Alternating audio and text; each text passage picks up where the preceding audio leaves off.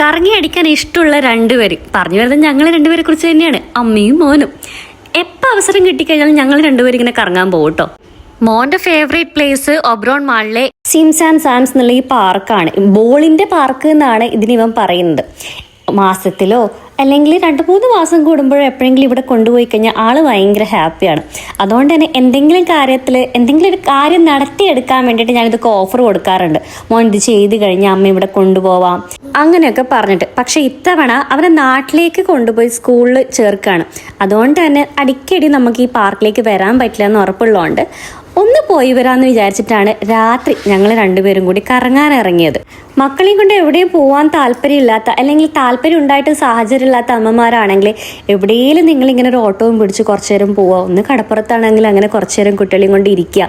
അങ്ങനെയൊക്കെ ഒരു ഔട്ടിങ് ചെയ്യുന്ന സമയത്ത് നിങ്ങളുടെ മൈൻഡിനും ഒരു ഫ്രഷ്നെസ് ഫീൽ ചെയ്യും. അതേപോലെ തന്നെ നമ്മൾ ലൈഫിന് എവിടെയെങ്കിലും ഒരു പോയിന്റിൽ സ്റ്റക്കായി കിടക്കുന്നുണ്ടെങ്കിൽ അതിൽ നിന്നൊരു മോചനവും കിട്ടും. ഇടയ്ക്കിടയ്ക്ക് പറയുന്നൊരു ഡയലോഗാണ്, ഞാൻ കൂട്ടിലിട്ട് തുരുമ്പിച്ച് തത്ത എന്നൊക്കെ പറഞ്ഞു.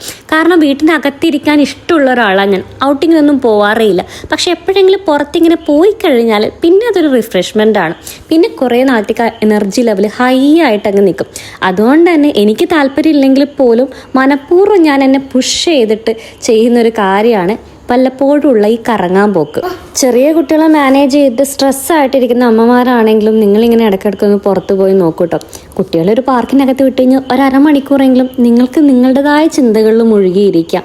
ആ സമയത്താണ് നമ്മൾ ചെയ്യുന്ന പല കാര്യങ്ങളും നമുക്കൊരു റിവൈൻഡ് ചെയ്യാനൊരു അവസരം ലഭിക്കുക. നമ്മൾ ചെയ്യുന്നത് നല്ലതാണോ തെറ്റാണോ, നമ്മളുടെ ഭാഗത്തുനിന്നുള്ള ശരി തെറ്റുകളൊന്ന് വിലയിരുത്താനും കൂടുതൽ ബെറ്ററായിട്ടുള്ള കാര്യങ്ങൾ നിങ്ങളുടെ ലൈഫിലേക്ക് നിങ്ങൾ ഡിസേർവ് ചെയ്യുന്നുണ്ട് എന്നുള്ള തോന്നലും ഒക്കെ വരുന്നത്.